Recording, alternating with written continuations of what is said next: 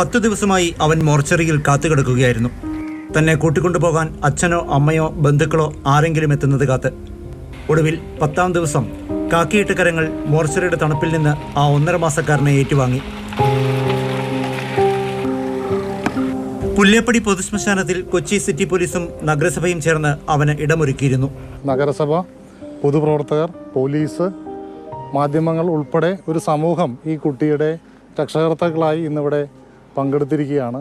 വിട നൽകാൻ സിറ്റി പോലീസും നഗരസഭാ പ്രതിനിധികളും ഒരുപറ്റം മാധ്യമപ്രവർത്തകരും പിന്നെ ശ്മശാനത്തിനടുത്ത് താമസിക്കുന്ന 2-3 അമ്മമാരും മാത്രം.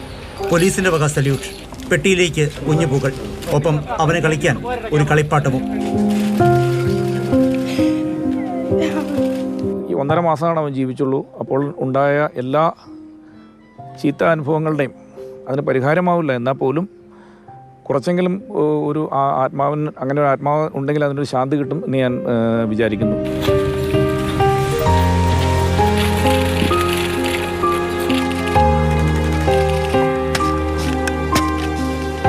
അമ്മയുടെ ആദ്യ ബന്ധത്തിലുള്ളതാണ് കുഞ്ഞ്.